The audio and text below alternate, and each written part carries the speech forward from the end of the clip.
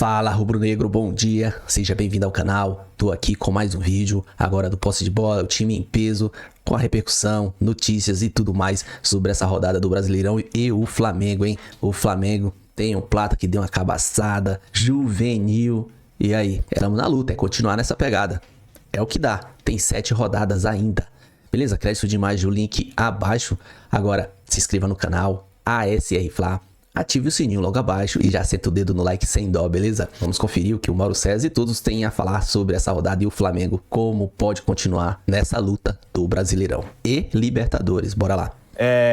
Vamos falar do Flamengo. O Flamengo na quarta-feira empatou com o São Paulo em 2-2.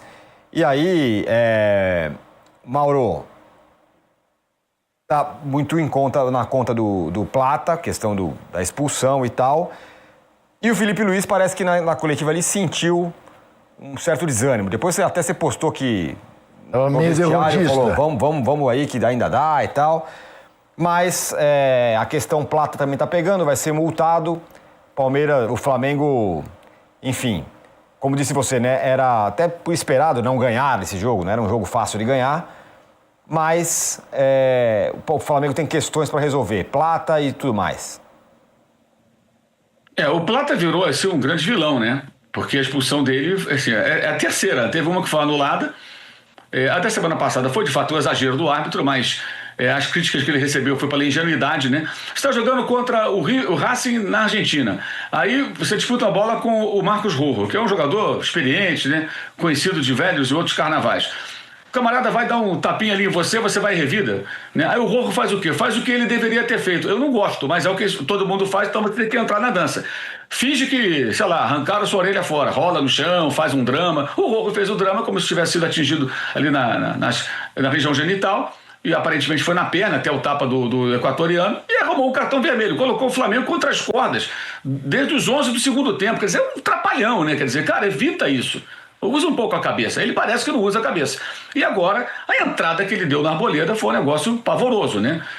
Pra que aquilo? E assim, instantes depois de virar o jogo. Então, o jogador, tanto quanto irresponsável em campo. Mas o Felipe Luiz ama o Gonzalo Plata. Sabe qual é a média de finalizações do Plata por jogo? Uma por jogo. Um cara que não chuta no gol, um cara que não dá assistência. Aí ele é mau jogador? Não, mas a função dele não é exatamente, embora seja atacante, fazer os gols ou dar assistência. É um jogador muito mais de recomposição, participa muito do jogo, quando o time perde a bola ele vem para recuperar, mas ele produz muito pouco e ele é escalado como centroavante. E o Felipe Luiz minimizou na coletiva, foi uma coletiva muito ruim, além da cara de velório do técnico do Flamengo, quando ele tem que manter a cabeça erguida e tentar levantar o elenco, como ele tentou depois, pelo que eu apurei no vestiário, mudar um pouco a postura. Ele fica minimizando. Eu entendo que ele não vai atacar o jogador na coletiva, colocar toda a responsabilidade no jogador, mas não adianta tentar também tapar o sol com a peneira, né, como ele fez. Então acho que foi muito ruim o comportamento do jogador e do técnico também. Aliás, outra coisa que eu acho que ele foi mal, ele recuou de novo, todo jogo fica com um homem a menos, ele mete ali uma linha de 5. E talvez não fosse isso o ideal, ele poderia ter mantido pelo menos o Carrascal para reter um pouco a bola no campo de ataque e tudo mais.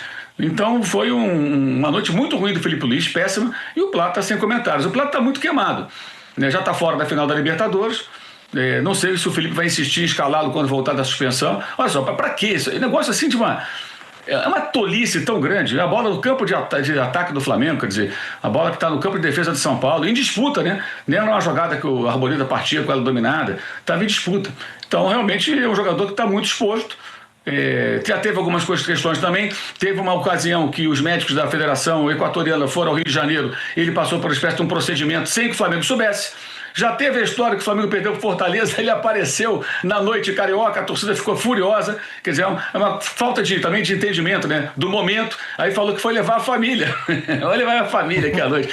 Quer dizer, o cara é um trapalhão, né? Vamos falar a verdade. O cara não parece entender muito bem onde que ele está e as questões que são inerentes ao papel dele, de jogador de futebol, né? Algumas situações tem que ter um certo cuidado. Mas o Felipe Luiz não tem muitas opções, porque o Juninho ele não gosta do Juninho, claramente, não escala. O Alacian entra na roubada desde que ficou meio queimado ao ser expulso contra o Bahia. Agora é muita expulsão, né? 2 contra o Bahia, uma contra o Estudiantes, que foi depois cancelada, mas o time jogou com um a menos, né? Outra contra o Racing, outra contra o Sport, expulsão do Everton Araújo, por uma situação dessa aí parecida também, desse tipo de pisão. E essa de quarta-feira agora contra o São Paulo, que vai comprometendo muito a temporada do time. Poderia ter sido eliminado da Libertadores por conta de uma situação como essa. E aí o Felipe Luiz tentar minimizar, eu acho que é um pouco demais. Repito, não precisa atacar o jogador, claro que ele não vai publicamente atacar, né? Como ele fez com o Pedro, né? Mas é outro cenário, é outra situação. Mas tentar tapar o sol com a peneira, como se todo mundo fosse ingênuo, aí é um pouco demais. Esse pênalti aí não existiu, tá? Olha aqui, só um comentário rápido. Pode falar. Atrapalhada por atrapalhada, a defesa do Flamengo no gol de São Paulo também foi uma baita atrapalhada. Foi uns 3, 4 erros ali no mesmo lance e tal. Segunda vez, né? Peraí, Teve Atlético na Copa do Brasil peraí. também. É a segunda vez. Qual pênalti que não existiu no Arrascaeta? Arrascaeta. Ah, eu discordo. Não foi pênalti. Isso aí não é pênalti, não. Isso, pra mim, Isso aí é pênalti. aquela jogada que o atacante... Só tem do Brasil, Juca. O atacante, ele reduz a passada para tomar um encontrão. E cava o pênalti. E os árbitros vão e marcam. Só no Brasil. Mauro. Para mim isso não é pênalti. Mauro, Outra coisa da arbitragem é o seguinte, bateu na traseira. Nesses jogos, o pisão no tornozelo está dando cartão vermelho, que nem sempre rende. A arbitragem olha aqui. brasileira é um desastre. Mas eu não quero me aprofundar na arbitragem, não, porque está tão bom o programa. Tá falar bom. dessas malas não vale nem a pena. É só um registro. Eu também não quero me aprofundar na arbitragem, quero falar de regra de trânsito, Mauro. Bateu na traseira, a culpa Isso. é de quem vem atrás. Não tem jeito. Isso. É isso. Mas aí é a regra de futebol. Tá bom. Ô, Arnaldo, você vem falando ali desde aquele jogo contra o Fortaleza, de uma decisão errada ali do Felipe Luiz, que aí bagunçou e agora ele tá meio no olho do furacão aí, ele e o Plata, claro, mais o Plata, mas também ele, como disse o Mauro, né? Porque o Felipe Luiz protegeu o seu jogador, tava meio desanimado ali na coletiva. Para mim aquilo foi o grande erro estratégico da parte da comissão técnica do Flamengo, né? A viagem no meio da Libertadores, depois de 3 vitórias muito boas, Botafogo, Palmeiras e Racing, e aí vai a Fortaleza com um time sem condição física para competir, perde o jogo, perde o jogador, exaure o Jorginho, não ganha opções, como o Mauro falou, podia ter experimentado, arriscado com o Juninho, e poderia ter ganhado opções ali, como o Abel ganhou em Caxias, né? O Abel ganhou várias opções em Caxias e ganhou o jogo. Então foi o que deu certo para o Palmeiras em Caxias, deu errado para o Flamengo em Fortaleza. E aí, por que precisa do Plata? Né? Porque não tem o Pedro e porque o Bruno Henrique estava suspenso e vai ser julgado de novo, recurso na segunda. Segunda. Acho que vai, sei lá. Ele também não veio jogando nada. Jogou outro dia, fez 2 gols, mas não veio jogando nada. Então, mas assim, né? É aquilo. Vem jogando nada, mas se você, o Plata não serve, o Bruno Henrique não serve, o outro não serve. Essa eu acho que é a diferença atual de Palmeiras e Flamengo. Palmeiras todos servem, no Flamengo já não está servindo todo mundo, né? Então, e para jogar 2 competições cabeça a cabeça, isso faz bastante diferença. Eu acho que foi pênalti, acho que o Pablo foi imprudente no Arrascaeta, um começo de jogo muito, muito estranho, né?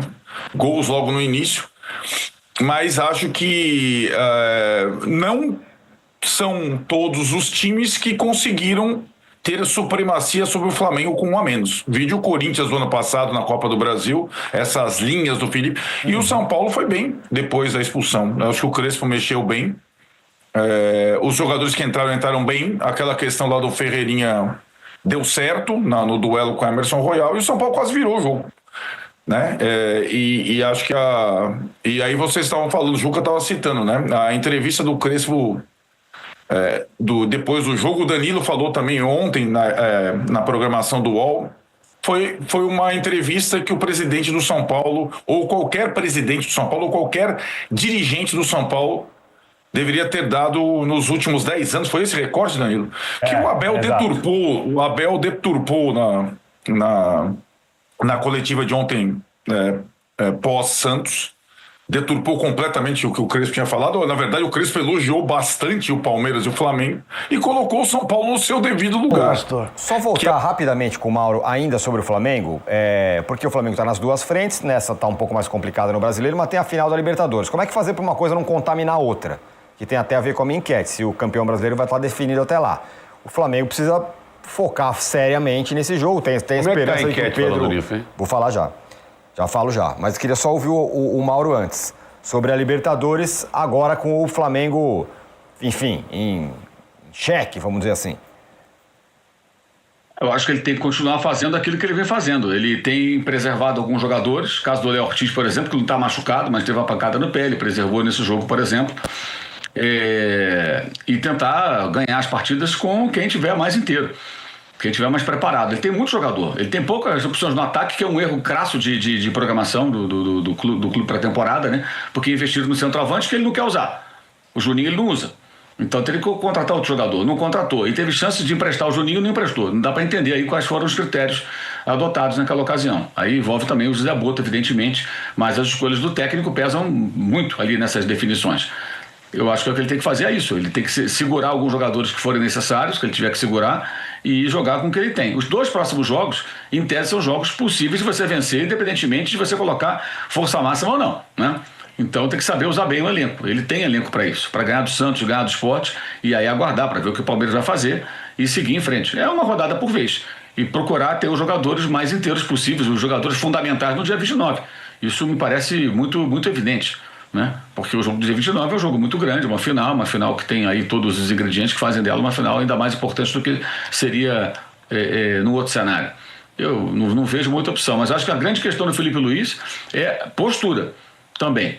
O futebol não se faz só de estratégia, da parte tática, dos treinamentos, em que ele é muito elogiado. Se faz também de uma questão de postura, de liderança, de motivação. Não basta ser só o motivador, mas você tem que ter um pouco também disso também, e da maneira que você encara as dificuldades. Ele está à mesma distância do Palmeiras, estava a 5 rodadas, faltam 7. Então o que ele tem que fazer? Jogar a toalha? A cara dele na coletiva foi um negócio bizarro. E, evidentemente, isso tem que ser conversado internamente, né? Entre as pessoas. Ele tem chefes lá dentro, né? Esses chefes têm que conversar com ele sobre isso. E, cara, ele não está parecendo, não digo em termos de postura, mas fisicamente, como é o nome daquele do youtuber que se destacou denunciando pornografia infantil? O Felca. Isso. O Felca tem uma pegada. O Felipe Luiz não está com a cara do Felca? Tem uma pegada do Felca. Da biga de cavalo. Mas tem. Eu tô falando sério. Você perguntou sobre a enquete, muito bem bolada. Fala que bota a enquete no ar aí. O brasileiro será o campeão antes da final da Libertadores ou depois da final? Muito equilibrado, hein? Antes, 54%, depois 46%. Danilo, para fechar o assunto Flamengo, Danilo, bom, e aí? Tem a final da Libertadores e tem essa perseguição difícil do Flamengo sobre o Palmeiras. Eu acho que esses 2 próximos jogos são bem decisivos, porque o Flamengo tem 2 jogos bem mais acessíveis do que o Palmeiras, embora o Palmeiras também enfrente o Santos, mas enfrenta na Vila. Olha lá, Danilo, olha lá. Toda a sequência aí enfrenta na Vila, mas com todos os desfalques que a gente já falou. Então eu acho que é importantíssimo para o Flamengo vencer essas 2 partidas e aí torcer para o Palmeiras perder pontos nesses 2 próximos jogos. Acho que o jogo do Palmeiras, talvez olhando essa sequência toda, o jogo mais, obviamente, tirando a final da Libertadores, a sequência toda é o mais difícil, talvez seja jogar contra o Mirassol fora de casa, por toda essa estatística, né, que tem o Mirassol no campeonato. Então é importantíssimo que o Flamengo vença esses 2 jogos e que o Felipe Luiz ache alternativas durante esse momento que ele vai revezar o time. Eu acho curiosa essa situação do Plata, eu discordo um pouco sobre... Eu não acho que ele tenha sido nenhuma culpa ali, eu acho que ele foi tentar tirar a bola e acabou sobrando o cravo da chuteira no pé do Arboleda. Não acho que ele foi maldoso, não acho que ele tenha tenha sido irresponsável, ele foi imprudente. Ele não foi irresponsável, eu acho, sabe? Então... Mas imprudência nesse caso é irresponsabilidade. Não, eu entendo, a consequência foi. Né? Não dá pra ser... acho que talvez a palavra melhor é indisciplinado. Ele não foi indisciplinado e tal. Não foi... Enfim, eu acho bem. Não, eu entendo. Discutível. Não foi o louco, eu vou dar o nome desse cara aqui, porque. Mas é uma coisa de uma imaturidade que um jogador com a experiência dele. Como o Mauro disse, são algumas sequências. Eu acho que o problema dele é a sequência, o contexto. Acho que tem a parte da balada que o Mauro falou. Então, tem essa questão dos bastidores que eu já nem sabia da operação. Acho que o Mauro usou uma expressão que eu acho que é absolutamente perfeita. Parece não entender onde está. Sim, isso acontece muito. Você olha para o Corinthians e você vê tem um bando de jogadores do Corinthians que parecem não entender onde estão. Uma falta de noção do fato. Onde está? Onde é que eu estou? Vê se eu me faço entender, porque uma coisa tem a ver e não tem ao mesmo tempo. É claro que essa sequência de expulsões marcou, né, o Plata como ou indisciplinado, ou inconsequente, ou no, sei lá o quê, aquela coisa toda. Mas a bronca nas redes sociais, a bronca do torcedor com o Plata, que uma coisa leva a outra, tá certo? Mas é o momento que isso aconteceu. É claro. Se tem o Pedro jogando e o Plata é expulso. Sim. Você entendeu? Sim, claro. Ele não viraria o vilão que virou. Se tivesse segurado o resultado, também seria menos vilão. Não, do então que por foi. relação Mas é tem isso, o Flamengo- o titular, tá lá o Pedro. Isso. O Pedro tá lá. E o Plata tá jogando e é expulso. E até o São Paulo vai lá e 2-2. Sim, a história Mas lá. o fato de não ter o lugar, não ter o Pedro e passa a não ter o Plata que vem jogando no lugar do Pedro, isso tem um peso muito maior. Exatamente. É verdade. Não, eu queria que colocasse de novo na tela os jogos do Flamengo, O do Palmeiras, três. do Cruzeiro. Vamos lá. Nós estávamos vendo o do São Paulo. Isso. O time mais importante desse Campeonato Brasileiro é o Fluminense. Quem vai jogar com todo O mundo? Só Fluminense tem jogo joga grande. contra o Palmeiras, joga contra o Flamengo, joga contra o Cruzeiro e joga contra o São Paulo. Grêmio e Bahia. Olha lá. Você entendeu? Sim. É o Fluminense. É verdade. E se o Fluminense pode abrir a vaga ou não para o São Paulo. É verdade. Bom ponto. Então o Fluminense, ele é o time a ser batido ou não, é o time mais visado. Fiel da balança. É o fiel, exatamente, você tirou a expressão certa. É o fiel da balança. É isso. Mas vamos fazer... Bom, tá aí o posse de bola com a galera em peso. E eu tô com o Mauro, cara. Não é jogar toalha, tem 7 rodadas ainda. O Flamengo tem que pensar jogo a jogo, jogar com o melhor que tem. Ver quem tá lá melhor fisicamente e colocar. O Juninho tem que entrar, ponto. O Prata fez essa lambança aí. Prata foi muito cabaço, cara. Não tinha nada pra fazer aquilo ali no campo de ataque. Não tinha contra-ataque. Não era nada que deixasse o Flamengo exposto. Mas agora é fácil falar também. Porque, como o Mauro falou, a gente tá perdendo esse campeonato. Não foi nesse jogo. Nesse jogo era previsto o empate. Foi contra o Grêmio, contra o Bahia, contra o Fortaleza, contra o Santos lá na Vila. E uma série de outros jogos que o Flamengo deixou a desejar. Eu repito, não adianta jogar aquele jogo contra o Palmeiras, fazer aquele P de um jogo da hora contra o Palmeiras, ganhar 3-2, só no primeiro tempo, 3-0, e ramelar para os outros times. Principalmente esses de menores expressões que estão lá na zona de rebaixamento. E é aí que o Flamengo tá pecando. Tá perdendo o campeonato, é disso aí. Agora, meu, é priorizar, pegar aqueles dos trintões, dar um tempo pra ele, recuperar pra gente pensar no dia 29.